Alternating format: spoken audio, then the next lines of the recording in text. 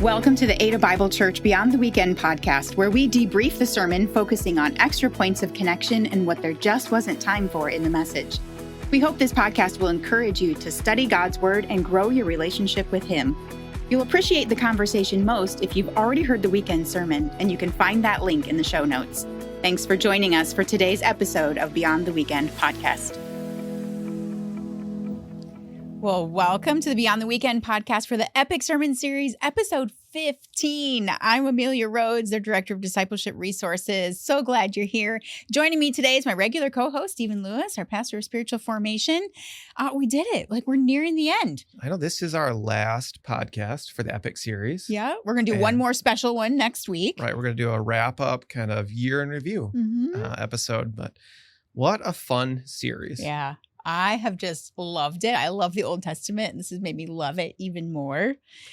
And this week, we have this special treat. We had Pastor Jeff Manion join us. Actually, he joined us last week. We record on Monday. He was here on Tuesday, right after the Beyond the Weekend meeting, and we talked about Nehamiah. And it's always fun to talk about, the sermon in the Beyond the Weekend meeting and then come right here and film and get that kind of early preview. It was a great conversation. It was. It's Jeff. He just lives and breathes God's word and passion for it. And it's just always fun to see that in a different environment and have our people be able to see it in a different environment. And I think they're just going to really love this conversation. Yeah, we hit some highlights here of the messy middle of rebuilding, talking about Nehemiah. We talked about when to keep going and what to not give up on, which sometimes is hard to know. And he didn't get a chance to talk about that in the sermon. So that's a little bonus content. And then we did a little behind the scenes conversation about the succession and how that's going. And then also some of the why and the reasoning that he mentioned in the sermon he didn't have time to talk about. We talked about here with him, and it was just really powerful. But before we jump into that conversation, I almost forgot, and I prompted you right before this. I know. Because you almost forgot too, your 10-word recap of the sermon. No pressure, but it's the last one. I wrote this 30 seconds ago. Okay. But here's what I have. Rebuilding isn't an accident. It's intentionally partnering with God. I like that, partnering with God and the work that he's doing. I would say well done for the grand finale. Hey, not bad for 30 seconds ago. 30 seconds of thought. I love it. That's the way it should be. Deep. It's so deep in you, you can just say it. I love that. Well, let's listen to this conversation with Jeff now. Well, hello, Pastor Jeff. Welcome back to the podcast. It's been fun to have you a few times this series. Hard to believe that we're nearing the end. Closing in on the end. Which is I think this is week 15 of 16, so only one to go. You're wrapping us up. This weekend, you're going to teach on Nehemiah. Yeah. And we've said that one of the beauties and one of the challenges is to cover such a big character in one sermon.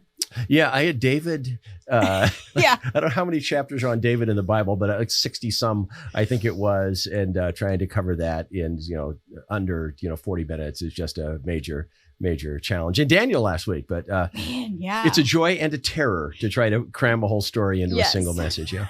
And there's always great things that don't make the sermon that end up on the cutting floor. Yeah. And so as we start, is there just anything about Nehemiah that you just know you're not going to be able to get to and you wish you could? You've preached Nehemiah, I think 3 or 4 times over 40 years. I think in my 42 years at Ada, I think I've hit Nehemiah every 10 to 12 years. Wow. So I know I've done it at least 3 times. Yeah. But the most recent was just 2 years ago. Yeah. And so, the Nehemiah story, kind of the architecture of the story, there's been a devastating war, people hauled off into captivity, and then they're allowed to return to Israel. And yet the walls of Jerusalem are still in shambles, 100 plus years after the destruction in 587 BC. And so something 445 BC, Nehemiah comes in, rallies the people to rebuild the walls. And it's just, I'm in love with the book, and I'm in love with the storyline because it's a story of perseverance. It's a story of steady faithfulness when you're exhausted, continuing to push through when you feel like giving up. And it's just not an easy project. And there's sweat, and there's blisters, and there's sore muscles, and there's God's favor hovering over the project. And so there's a lot of reasons to love the story, the action story of Nehemiah. One of the things you pointed out to us in the Beyond the Weekend meeting that we just came from here a few minutes ago was that God is throughout the story. Yeah. And we've said this a couple times that really like God is the main character of all of these stories. Where you see his favor, his power, or they prayed to him and his protection. Yeah, there's just one point where they're bracing literally for a physical attack. They're surrounded by all of these people groups and kind of these warlord characters that do not want to see Jerusalem thrive. It's like if Judea, Jerusalem, gain in prominence and effectiveness, they'll kind of lose market share as players in the area. So literally, it's going to be a good old-fashioned bloodbath. And just that beautiful verse where Nehemiah says, so we prayed to God and posted a guard. Yeah. And I love that. Yeah. I love that because, well, what do? Do you trust God or do you take action? And a lot of times it's both. You trust the Lord, once again, and fill out another resume. Yeah. You trust the Lord and you set up an appointment with a fertility specialist. You trust the Lord and you sit down with a budget counselor. And so it's this, just this beautiful interlocking. They know that they need God's favor and protection. And at the same time, it's an action story and people are jumping into action. And so I just love the fact numerous times just in chapter 4, where God makes an appearance. We prayed to God. God empowered us too. When they heard that God had frustrated their plans, people coming in causing the bloodbath.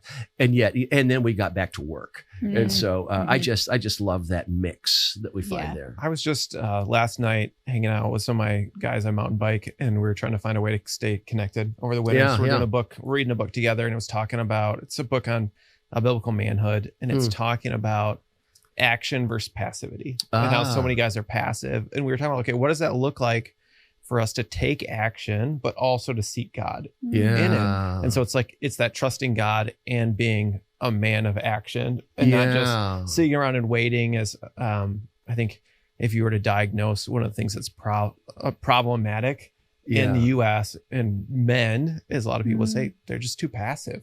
They don't take responsibility. They don't do anything. Or when we're active, we can be hyper aggressive. Yeah. And there's something about when there's chaos, we get this flight or fight thing where either we come in like a bulldozer or just kind of wimp out. And I think the Jesus way leads us to engage chaos, to move toward chaos without wimping out and without bulldozing. But man, I'm telling you, that doesn't come naturally for most guys. That's a learned skill. Yeah, we were just sitting there talking about it and like, okay, we know you need to seek God in this. So what does it look like to be like, okay, God, here's what I think it looks like for me to take action in this. Please, almost like, please let me have your spirit lead me if this isn't the right way. Yeah. And that's kind of what you see here is posting a guard. He's taking action on it. And then he's asking God, like, I really need your help in this. And if there's a different way, then let me know too. But, before coming to Ada Bible, did a fair amount of writing, and people would often ask me, and I still get this question, you probably do too, like, how do I become a writer? What do I do? And so when I explained, there were years of, going to conferences and practicing writing and submitting things and filling out things. And I've had several times where I've talked to people who just have this call, this dream, I want to write. Yeah. And they imagine sitting down and just doing it. And I explain kind of the journey. They're like, well, that sounds like a lot of work. Yeah. I'm like, yes. Yes. There's a difference. I say, do you want to write or do you want to have published? Right. And there's a lot of people that want to have been published, but the actual work of writing, which requires, as you know, time and place, Monday, Wednesday, Friday, between 8 o'clock in the evening and 10 o'clock at night, or, sometime during the day without that discipline. So we say we want to write, but most people mean we want to. We want to have written. There's an old cliche. Well, I love that. I love it. What's that? The best thing about writing? It's having written. Yes. But I think that's true with like all of the gifts that God gives us. It doesn't mean it's just a download. There is work involved to build a skill, to build a gift, and then employ it and have the opportunity. So that just came to mind as we're talking of, it's both and. You do the work and you trust God. Yeah. Well, and that reminds me of something else you said in the Beyond the Weekend meeting about, Nehemiah is this story, and you're going to talk about how there's the messy middle where you have lost all of your kind of hoorah. Yeah. And you also don't see the end, and how that is a moment where if you're doing the right thing, you have to persevere. Okay. Yeah. Rebuilding the walls of Jerusalem. There's this point where the wall, it says it reached half its height. Yeah. So I've got halfway done. And people are exhausted and all they can see is this rubble. And midway of any major endeavor is one of the most dangerous spaces because you no longer have the starter enthusiasm, the beginner energy. And yet the finish line is nowhere in sight. And that's where a lot of things get abandoned is midstream because you just tire out in the racing metaphor, the lonely middle miles. I've done my, about a dozen marathons. And at the start, there's all these families there on your mark, get set. And then at the end, there's a finish line. And in the middle, it's just, you're just kind of out there on some road. And it's the lonely middle miles that can be the most lonely and the most, we're the most susceptible, to not making it. And I think one of the things that you were trying to draw a distinction of in the meeting, and you said, I don't know how I'm going to be able to cover this in the sermon. Yeah. But is that there are projects that you get to the middle of that you need to see through. And there are other things in life that you have to discern whether it's worth keeping going on. Yeah. Because you could look at the story of Nehemiah and easily turn it into a motivational, never give up, never give up. There are some times when you should. I want to say never give up on the things that you shouldn't give up on. But someone's in a degree program and they've got a child and then they find out that they're expecting twins. No, just push through, get it done. It's kind of like, you might need to put that on ice for a while. And Hollywood, LA is filled with individuals that thought they wanted to be an actor or an actress. And of course, you have these stories of someone that is then discovered after, going to interviews and auditions for 16 years. And then finally their moment came and now they're this blockbuster, actor. Behind that are a bunch of people that needed to come up with a different dream because that story is so rare. And so I think one of the challenges is how can I remain faithful and not quit on those things that I'm not supposed to quit, and then hold a bunch of other things loosely. In our meeting, I said, if you're 37 and still dreaming of going to the tryouts of the West Michigan Whitecaps in the hopes of becoming the shortstop for the Detroit Tigers, might be time to move on to another dream. And so it's not, it's a graduation, you're at the high school graduation, reach for the stars, follow your dreams. And I'm the old guy sitting in the bleachers going like, get a summer job, And so it's this, how do I pursue what I'm supposed to pursue? And so I know some things. I know that I'm not supposed to give up on my marriage. Challenging seasons with our kids. Wasn't supposed to give up on our kids. To stay engaged, to stay active in their lives, even when challenging. The journey of Ada Bible Church, Stephen. It, back in the day, started with 20 some people, grew up to 100. Then we had 3 false starts on a building program and dropped from 100 down to about 50. And so our net gain over 7 years at Ada Bible Church, first 7 years was basically from 20 some people to 50 some people.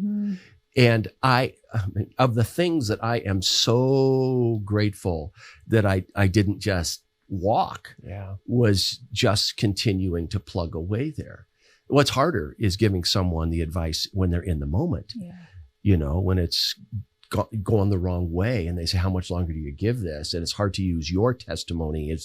I say, this is descriptive, not prescriptive, Well, I think you mentioned even marriage, and I've heard you talk about this before. I can't remember exactly how many times that you had mentioned from stage that you and Chris have gone to marriage counseling. At least 3 seasons. And what that did for us, we had a rough season, and I think you just talking about that and your commitment to it, like enabled me to swallow my pride enough to do it when we needed it. Yeah, Chris and I were deeply committed, deeply committed to being in each other's life till death us do part, right? And we just went through these stages where we didn't like each other. We were just talking past each other, and we just went, man, it's gotta be better than this. And I'm just super grateful that the times when I've been able to say, year 7, year 14, year 19, and give people the freedom to go, okay, you two, we're not the only ones, the only ones struggling here. And that was our story. Wow. I think of some women that I've talked to who have hard mental health diagnosis. And it is hard, lonely work to power through. And we'll talk together and pray together. And they'll say, I'm just not as far as I want to be. They'll be so discouraged about like where they are, not as far as they want. And I'm like, you're showing up, like just trying to encourage that. Keep going. It's worth fighting for, worth rebuilding and keeping going. And I know that's been my journey with mental health. It's one of those things that can feel like up and down. Like I don't want to be back where I am, but to show up to counseling again and do the hard work of building the tools and retraining my thoughts. And back to our conversation of the things we hold open-handed and say, okay, you can quit that. Don't quit that. Right. Don't quit that. There's a certain list of things. I would add, don't give up on the church. And that is that it's possible to be involved in a church that is so unhealthy, it breaks your heart, so that you look for a different church. But to give up on church to give up on Jesus entirely because of an unhealthy church situation, I go, don't give up on that. Don't give up on God. Don't give up on building a network of friends because you need people. Don't give up on those things. But we're talking blisters. We're talking muscle aches, we're talking sweat. If these things were easier, some of them would have been tackled a long time ago, but they're the most rewarding and they're some of the most challenging. One of the other things that you had said in the meeting that I think you mentioned in a previous sermon was that Nehemiah got to certain points where he noticed this spot in the wall is low and he stationed like an extra guard there. And you had said like knowing where the low spots in your wall is and where you're vulnerable. And I think especially this time of year as we enter holidays and all the extra emotions that can come with that of maybe some things we're vulnerable. It's the builders here that there's going to be this sneak attack. It's like wherever you turn, they're going to be there and they're going to kill us. And so the first thing Nehemiah does is he stations guards at the most exposed places in the wall. Because you had some places that were super high and some places that were super low. And it's kind of like, if I were to attack us, I'd come right through there. And that's because he couldn't station people everywhere. And it's right before he gives a speech. And so he's got to gather as many people as possible, but those guards will not hear this pep talk because they're guarding the low spaces. And I remember one of the times that we walked through Nehemiah, just asking people, where are you most vulnerable? That is knowing you, like where would you attack you? And immediately some people go, I don't have a clue. And other people go, loneliness during the holidays. As we're trying to get a budget in balance, when other people take trips that we're not going to take. And it's just depressive and it's just demoralizing. When other people get positions or job opportunities that I have craved and, I haven't been able to come into yet. And so know where you're most vulnerable and guard, Proverbs chapter 4, above all else, guard your heart, because everything you do is going to come out of a healthy heart or a resentful heart, a numb heart, a dead heart. And so this guard your heart. You go, well, thank you. Well, backup question or second question. Where is your heart most vulnerable to attack? And having the knowledge and self-awareness to figure out, knowing me and my past, this is where I'm most vulnerable. Right here. That's been a big theme throughout this sermon series is setting your heart, guarding your heart, deciding ahead of time. And I think that's just a great encouragement for us as we head into the new year and have maybe some extra space over the holidays to do a little reflecting. Where am I actually? Where is my heart? Where am I vulnerable? Where do I need to set a guard and set my heart for the future? Well, and this is one of our last few podcasts before the new year too. And if you're thinking about, okay, it's one thing to know where you're vulnerable. It's another thing to set a guard there and then build it up so it's no longer vulnerable, which is what Nehemiah does. He doesn't leave the guard there forever. He puts it there because he recognizes it's vulnerable, and then they start building that wall up. And there are vulnerable areas of our life that in partnership with the Holy Spirit, we can turn into non-vulnerable or not nearly as vulnerable areas. Here's where I'm vulnerable, and what does it mean to shore up that area? What does it mean to shore up that area? Well, as we think of December and the holidays, this is also kind of a significant milestone coming up. Maybe we've already passed it, but December marks 2 years. 2 weekends from now, will be 2 years. I don't even know where these 2 years have Since gone. Aaron and I stood on the platform together, and I took a runner's baton and placed it in his hand and released the responsibility of leading Ada Bible Church, and Aaron Buer, our senior pastor, picked that baton up. And so it's been 2 years. How's it going?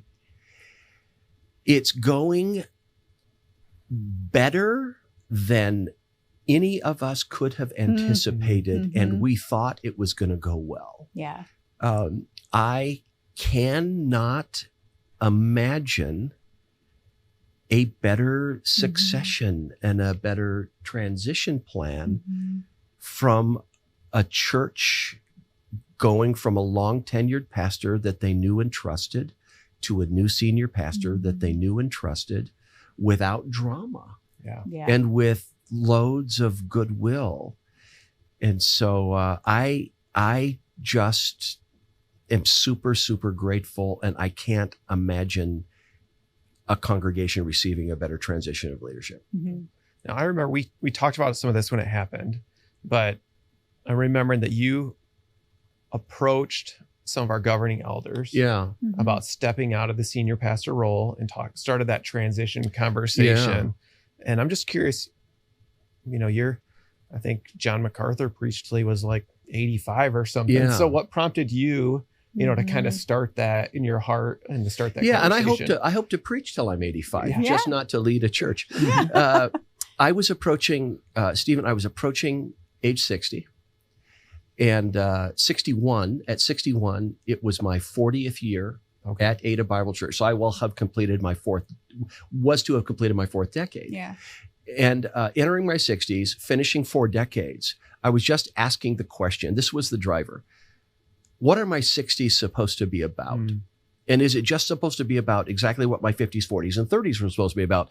Building a healthy church in a community. And as I listened, I just sensed that more of my time should be spent mentoring preachers, encouraging leaders, being a pastor to pastors. Here's the kicker: while continuing to give myself to Ada Bible Church, which is the craziness of our situation. That is, it's not uncommon for pastors to resign and leave. It is very rare that a founder type after decades can stick around as a new person takes over the leadership role and have it be done in a healthy way. And so we have many advantages. Aaron was an internal hire. I had worked with him for 15 years. There was loads of trust built there.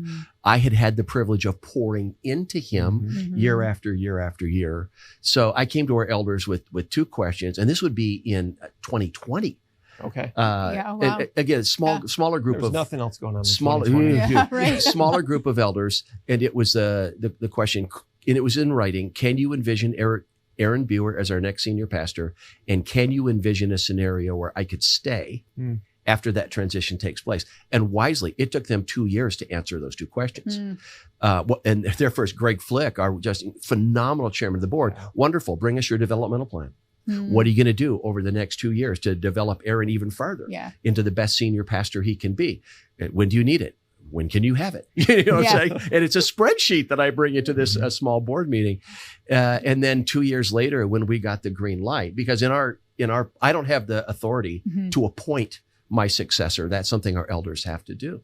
But when we got it green lighted, then that weekend, almost 3 years ago now, when I made the announcement I remember that. in a weekend service, we had a whole year before that handoff came. And so I'm just grateful for the luxury of time. The fact that we could roll out a communication plan over a period of months. There was nothing sudden.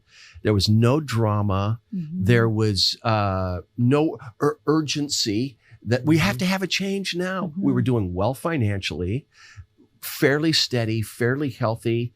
And yeah, it's just working. And I just have to give a ton of credit here to how honoring Aaron is to me.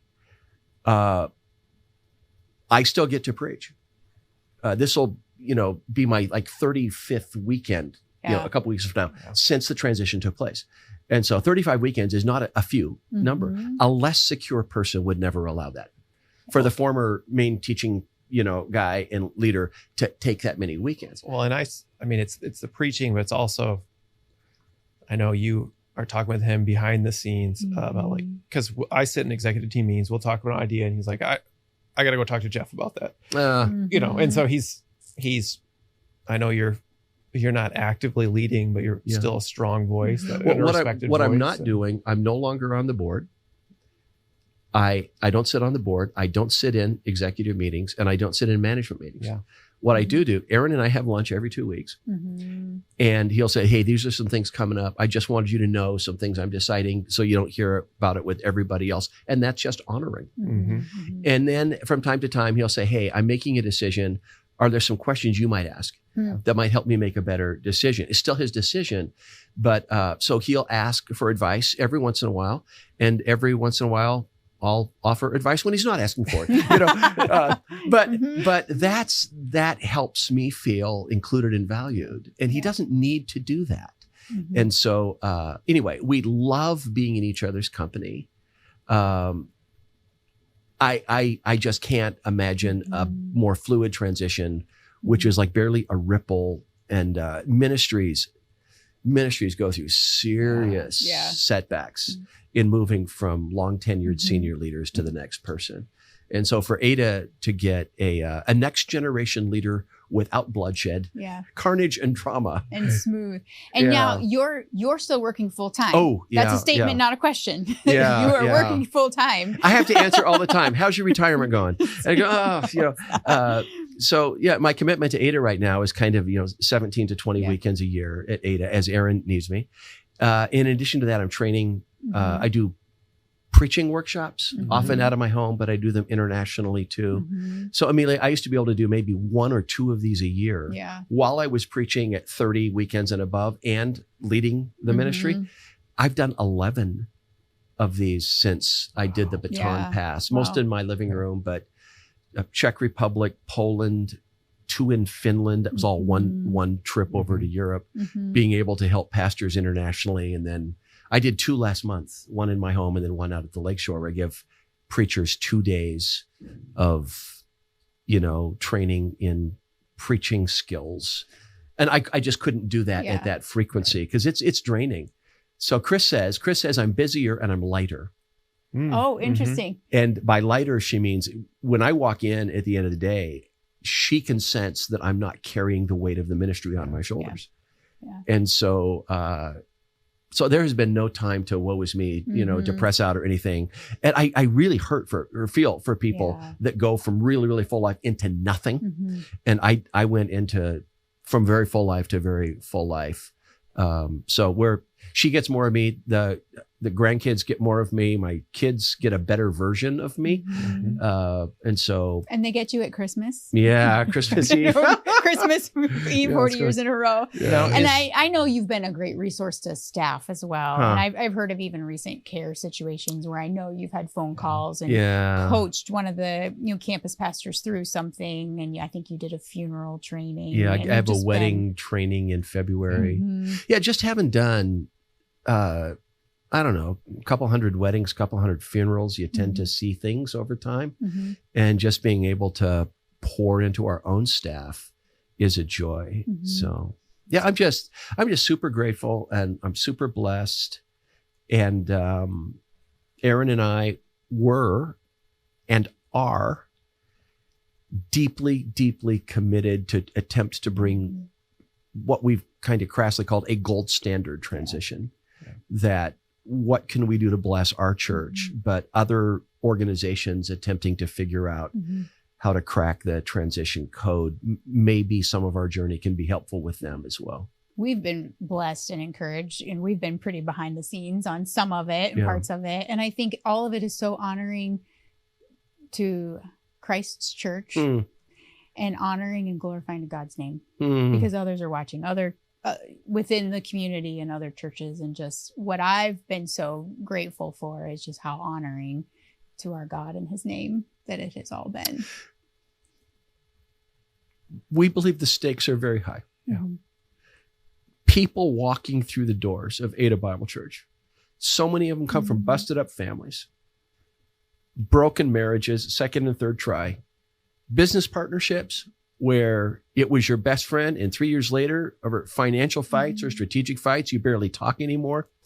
And for a church family just to say, excuse me, but can my church at least get this right? Yeah. Aaron and I have worked very, very hard for the answer to be, we're doing everything that we can just to model humility, unity, and love of the organization over love of self. And I mean, it's the bride of Christ. Yeah. And it's love of Jesus through love of the organization. And I think that's what we miss sometimes, is that Jesus is like, this is my thing. This is the thing I chose to change the world. And we tend to treat it like just like a store or some other organization that has our loyalty. And yet it's so much bigger and more important. And that's, the way you and Aaron have handled it is just really speaks to that. Wow. Super grateful. And I'm grateful that it's observed, but I think it's gone better than people even see. That the amount of laughter and joy Aaron and I have in each other's company and the total absence of conflict, it really feels like the favor of God is over the relationship. And so as he pursues Christ and as I pursue Christ and as we seek to humble ourselves and honor each other, there's something happening there that's just really, really wonderful. And unfortunately, it's unique, and we would love it for be less unique than it is. To be a witness and a testimony to others, as to why it's gone so well. Well, as we wrap up this portion of our conversation and kind of closing out the year and this series, just any final thoughts you'd love to give to our listeners about either the series or the season or the transition to church? I just maybe a word about Christmas that's not filled with sentimentality and hype and not cliche. Christmas is busy and it's lonely, and I am still in wonder that the creator of the universe came as like a 7-pound crying infant and entered our planet in weakness, in humility, and experienced every human emotion we would experience. And so there's presents, and there's family, and there's food, and there's more activity. I'm heading to a grade school Christmas program from here to watch granddaughters.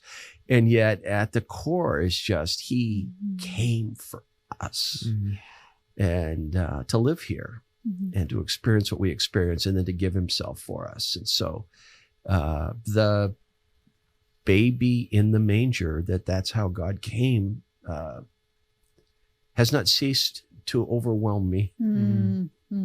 That's such a gift. Thanks for sharing. It's a great place to land. Thanks for being here today. Good to be here. Thank you, Stephen. Thanks for Amelia. I love that. It's such a powerful reminder for all of us as we enter into this week leading up to Christmas. And I'm just grateful to be part of a church that cares for people like that, and for leadership that really seeks to glorify God in all that they do. And what you see in public is what it is like in private, behind the scenes. It's authentic. Yeah, I think what I love about our staff is we have a group of people who are really trying to live out what it means to follow Jesus. And that doesn't mean they're perfect. And I was thinking about, one of the things Jeff said this weekend was how they were committed to making it work, both in public and in private. And I think what is behind that statement is a realization that they're both fallen, broken people. And so for you to be committed to make it work, you wouldn't have to be committed to make it work if they were perfect and did everything right all the time. But just recognizing that along the way, one of them's going to do something that kind of frustrates or upsets the other one. And that the way to honor the church and to honor Jesus through that is seeking reconciliation right away. And I think that's one of the things I love about our staff. They're people who genuinely want to do it right. It doesn't mean they never mess up. They don't make mistakes. They don't say the wrong thing, or they're not short with somebody every once in a while, but they do genuinely care about leading people in a relationship with God and his church that transforms them into Christ-likeness. It's what do we do when when we have an issue, when there is reconciliation needed, when there is a wrong that happens. And this is something that should stand out in the world. It's one of the ways the church should be a light. It's not that we are perfect and we get it right all the time, but what we do when things go wrong. And I was talking with a new believer probably about a year ago, brand new to the faith, brand new to church. And she had that first moment when she realized church people are still people. and that first like disappointment and expectation not met, and something that happened. And I was glad that she got to that point and then we could talk it through. I'm like, okay, we're still broken people. The difference should be, what do we do now? And it was this light bulb moment for her to realize that the church is still made of broken people who still sin, but the difference, the light should be, how do we reconcile? How do we respond? And she and I talked through some steps to take in viewing the situation and how to reconcile. And it was freeing. It was freeing for her to realize how different we should be because of that. I think it was a staff training that we were doing about this very topic. And the person leading the training was saying, you have two options as a Christian. You can either cover it in grace, which the Bible talks about if there's an offense and you don't think somebody was doing it intentionally and you're just like, yeah, I'm going to cover that in grace just and let it go. Or you can confront in grace. And then I think I remember thinking, I'm like, there's no complain in grace option. Yeah. There's you can cover it in grace. Like, I'm just going to move past this. I don't need to make a big deal out of it. You can confront the person. Hey, that when you did that, when you said that, here's how I felt. But again, it's confronting them in grace, recognizing that you're just as capable of doing that as them. And often, even in the church, we try to complain, sometimes with grace, sometimes without grace. And that's not the way Christians should live. And that's what I loved about this.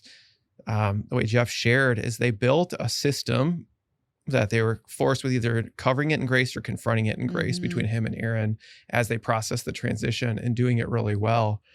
And it's a great model for all of us about in all of our relationships. I think that's a good word too, as we head into the holidays and Christmas and New Year's and all the extra gatherings with friends and family, and tensions can be high and emotions can be high. Do we want to so is it something we just need to cover in love and grace, or something that we need to confront in love and grace, depending on if there's a pattern or history there? So such a good word. Well, as we wrap up, head towards the finish line of Epic, there's one more sermon. We're going to do one more fun podcast that we'll release in a week or so, and we'll do a little wrap up for the year. There's something you had mentioned as we conclude Epic that I thought would be helpful to talk about here. And it's really putting all of the books of the Old Testament on that timeline. So we've looked at this timeline throughout the sermon series, and I thought it could be fun to see where the books of the Bible fit on the timeline, because we didn't get to cover them all. And another tip that I have is it's sometimes helpful to have a chronological Bible reading plan printed off and tucked in your Bible. I got this tip from somebody else once. Then when you're reading a book of the Bible or you're in a certain story, you can kind of see where it fits in with the rest of the biblical story in the Old Testament. So like, for example, under Patriarchs, you've got Genesis and Job. So the story of Job happens during the era of the Patriarchs. But that's not, if you were just reading through the Bible, you'd be like, oh, I have no idea when this happens. And then, so my personal tip would be, I know there are a lot of great reading plans out there that are chronological. Print it off, keep it in your Bible. If you want to read through the Bible in a year, we're going to talk about that next week and some strategies for that. But I personally have found reading the Bible chronologically to be really confusing and challenging. And I did that once early on in my read through the Bible. And I've had people approach me, struggling with a chronological plan because you get halfway through Genesis and then you're jumping into Job. And I'm like, if that doesn't work for you and you find it confusing, that's okay. The Bible wasn't written necessarily to be read chronologically. We absolutely can do that, and that's fine, and that's helpful in seasons. But like Genesis was meant to be read, start to finish. And so I've had several people tell me this year that they've struggled with that. I'm like, that's okay. Just pick a different one. Yeah, and I think there's a book out. It's called The Story, and I think it's an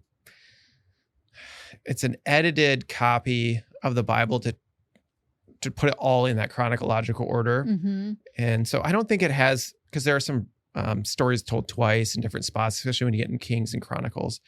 So I don't know that it has the entirety of the Bible in it, but what it does is it tells the whole story in a way that's not like flip over here, flip over there, Yeah. flip over here. And so if somebody's looking and said, man, I'm really struggling to grasp, or I really want to read it, I think that's the better play Yeah. than trying to come up with a chronological study plan. So we can link to that. I had a copy of the story on my desk today, and I totally could have brought it over. So we can link to that. And we'll also link to a chronological reading plan. But let's talk through. So I just gave the patriarchs, which are Genesis and Job. And that would include like Abraham, Jacob, Joseph.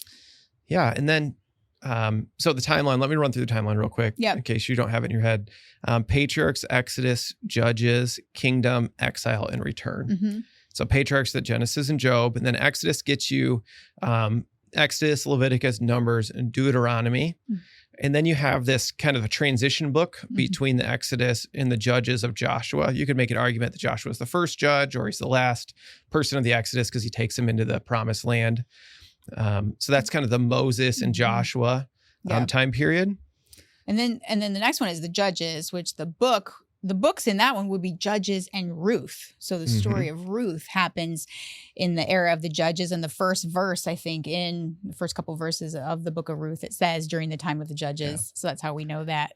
So that would be, Deborah, we talked about her story. Gideon is another story. So, and then the story of Ruth happens there in the era of the Judges. And it's interesting. I think we talked about this in the podcast. We didn't cover Ruth, but she is kind of put up as this righteous outsider compared to the lack of righteousness of the Israelites. And so if you're reading that, just have that in the back of your mind. And then we get to what we call the kingdom. And this is a lot of the literature of the Old Testament. See, books like 1st and 2nd Samuel, 1st and 2nd Kings, 1st and 2nd Chronicles, Psalms, Proverbs, Ecclesiastes, Song of Songs, Isaiah, Jeremiah, Hosea, Joel, Amos, Obadiah, Jonah, Micah, Nahum, Habakkuk, and Zephaniah.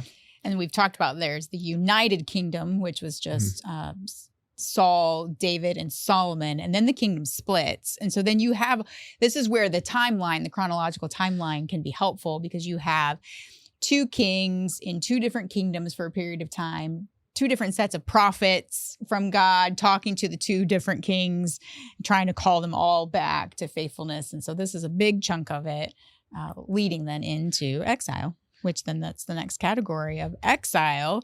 We talked about Jeremiah, and then also in there would be Esther, Lamentations, Ezekiel, and Daniel. And some of these are contemporaries. They're at different places in the exile. Like I think Ezekiel and Daniel are kind of in the same era.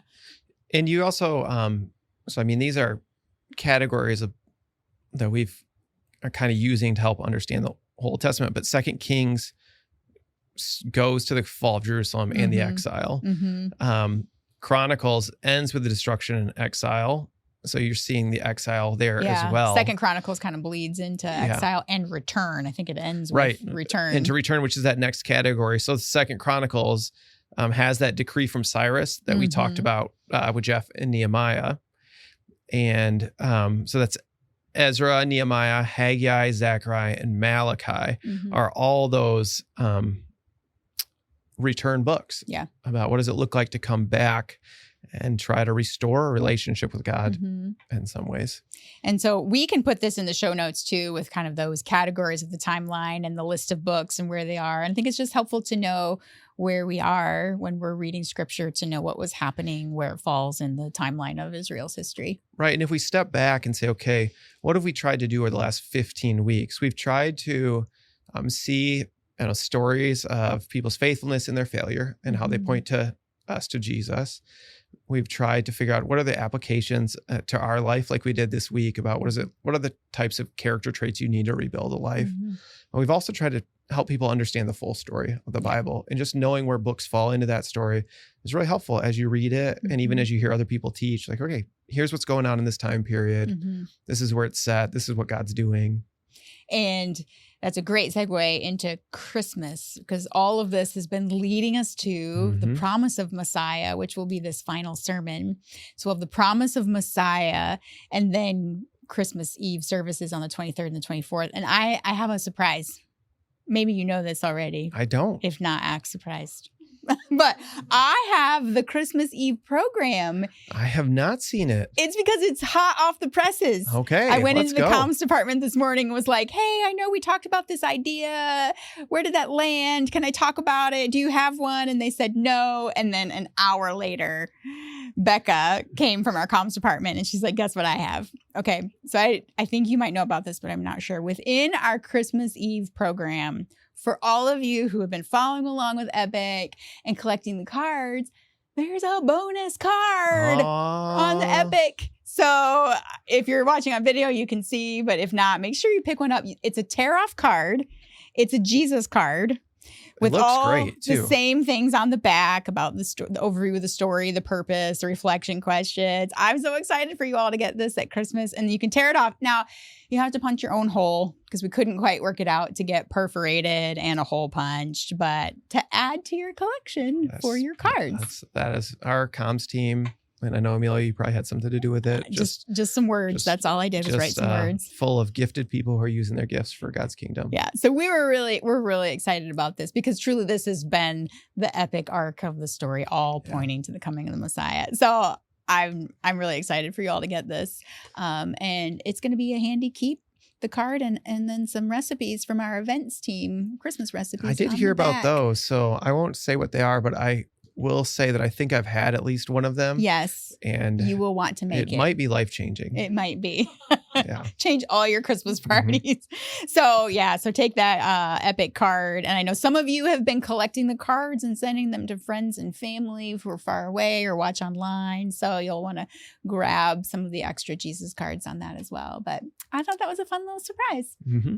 So we'll wrap up here with Nehemiah. And the questions on these were really challenging.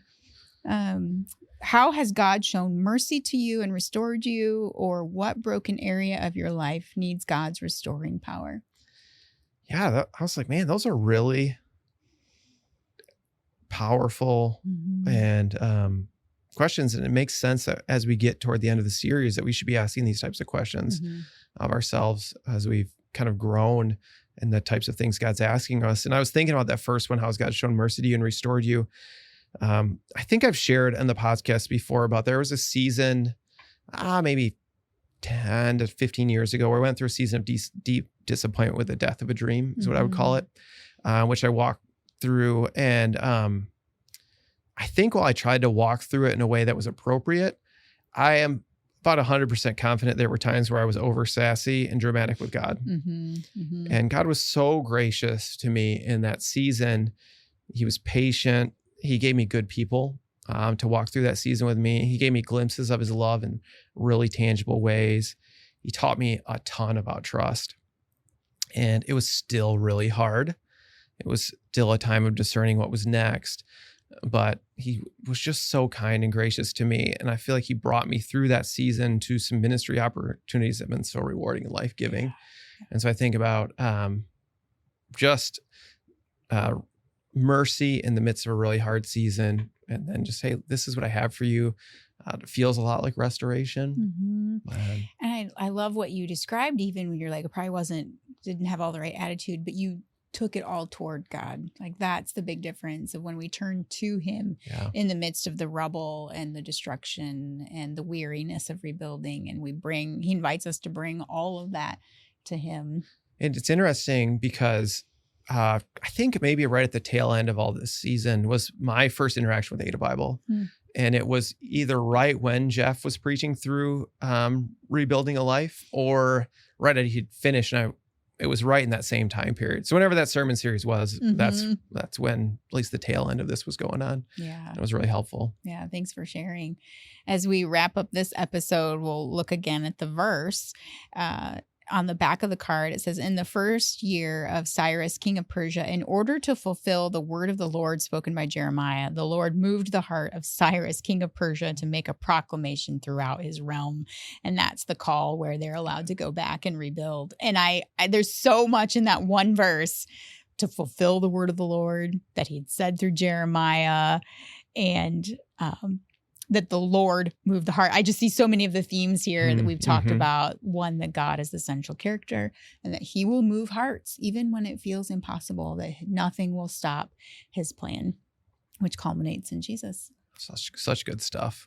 So, well, thank you all for joining us. We'll have one more episode. It's going to be kind of a year in review wrapped for the whole Beyond the Weekend podcast. And we're looking forward to that. That will release next week. Our normal release date is Christmas Eve. So I don't think it will release on Christmas Eve because, we've got like 25, 2,800 services happening. A lot of on services that we're excited about. The 23rd, 24th, that I'm so excited. Can't wait to welcome people into our building. So excited. It's going to be fun. So keep an eye on social media for when that's going to release next week, but you don't want to miss it. We're going to talk about some things that are coming up in the next year that we're excited to preview as well. So thanks for joining us. May God bless you and keep you, and have a Merry Christmas.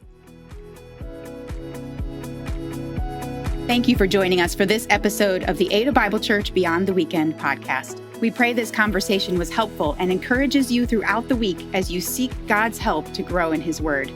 You can find all resources mentioned in this episode in the show notes, including a link to this week's sermon and the current sermon series.